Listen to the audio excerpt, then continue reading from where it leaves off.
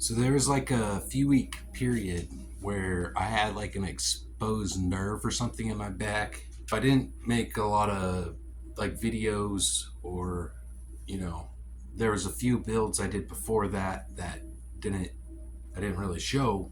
So I was hoping I could show them all here, explain some things that I've been doing, try to I don't know. There's a lot to do. I'm about done with building. I think I have a strap body I need something to do with. I want to make a semi-hollow body Jazzmaster, or maybe even just a normal Jazzmaster. I don't have one. I do have offset with like Jazzmaster bodies with tele pickups, but I'm getting over it. I also bought these two really go on eBay and these Telecaster bodies. I think they say they're made of like candlewood or sycamore or barrel wood. I don't know what any of those woods fucking are, but they're really soft and they sell them for like $30 a piece. Like if you buy them singular, you can buy 10 or you can buy 5 for about $100, like 111, 112, something like that. Buy 2 for like 50, and you can buy 1 for like 25 to $30. So I bought 2 just to see how they were. I had a bunch of leftover cheap parts from guitars that I, instead of just building and painting and doing all that myself, I'd buy these cheap Telecasters and then change the necks and all the parts that I didn't like on them. I had these leftover necks and I used that. They're very lightweight, very comfortable for me to play, but like the necks that I put on them are like baseball bats. I'll show you here in a second. Before I got sick, I made 2 right before, and this is one of them. It's got like a Gretsch Filtertron type pickup, and this is a stacked tele pickup. And even though it's a 3 saddle bridge, it has compensated saddles. It kind of has more in common with a Les Paul than it actually does a tele. And I replaced the neck and put the decal on there. It's really light. I think it's made of paulownia, which is a very soft like subspecies of ash, I think. You could hear this. There's a couple videos where I use it. I had to shim the neck at an angle. I don't know if you can see the neck pocket there, but there's a bit of a gap towards here, so I can angle the neck to where the strings clear the angle, I guess. This is a fairly cheap build. This pickup was so cool I ended up buying another one. I made right before my back started going all wonky.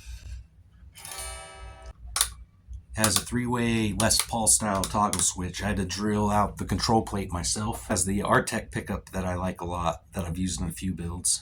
It has this Alcano 5 humbucker in the neck. I changed the neck, put a fender decal on there. Body is alder, pretty much what they make actual fenders out of, like the made in Mexico, the cheaper models. The only thing that bothers me is a seam here, which I've complained in another video about. I bought another Alder, an American Alder body, and built that for somebody else, and it looked a little nicer. But this right here is my favorite one to play, or has been for a few months. It's heavier than the other ones. The contrast between this like bright tele pickup and this darker thing, or the darker humbucker, just I never thought I'd like a humbucker in the neck, but I do. It's like I will probably never get rid of this guitar. Even though like I didn't put a lot of thought in building it or any of that, it just turned out so well that it's very comfortable to play. The maple of the neck looks good. It's just a really cool guitar. I love this one a lot. When I built that Sunburst one, I thought it'd be cool to have a black pick guard with a rosewood fretboard, humbucker type mini humbucker in the neck, and a really hot rail style bridge pickup. I really hate this one. I would gladly give this to whoever wants it. The spacing on the neck is completely wrong, but that's because this body was meant on another guitar. It's not string through, which the black one I showed first isn't either, and also there's no sunburst in the back. Look at the neck pocket, there's like this probably about 2 millimeters of space there. This is really close to the edge, so the higher you get up, you can't really bend. It's not a bad feeling. Again, fender decal, 70s style decal. The large pole Alnico Artec pickups I like, and then I put a Strat pickup in the neck. A modern 6 saddle bridge. It's also not string through. It's really comfortable to play. Has I believe this is actually rosewood. They have two guitars this color, none with a Strat pickup, and I kind of like the Strat pickup in the neck. I might one day make another guitar with a Strat pickup in the neck. This is another one I worked on before I started getting kind of hurt. Danelectro pickup in the neck, Rickenbacker style mini humbucker in the bridge. I didn't finish the back and neck from where it was and just kind of covered the electronics with a piece of cafeteria tray I cut out. But I didn't want to spend a lot of money on this. I got it for free. The body's like a super tiny Strat type body. And the neck is kind of Danelectro-y. Cool to have something, a piece of crap that just sounds different than a Tele, I guess, or a Strat or whatever else I got. The junk guitar that it is really kind of neat. So I showed pictures of this one recently. Got a Fender. I needed to trim these, but yeah, Fender Mustang decal, and it has the contour body. The Mustangs don't have this typically, but this has like the arm contour of a Strat, and the back contour also like a Strat. It's a short scale Mustang. The rosewood fretboard, block inlays, binding, toe tuners. Super hot, like the hottest passive pickup I could put in the bridge I did. To find a white humbucker size P90 like this was kind of a task. So when I ordered that Mustang neck, I had to message these people because they sent me this fretless 5-string bass neck. I'm not a 5-string bass player, or am I a fretless player? It's a little weird for me, weird to get used to.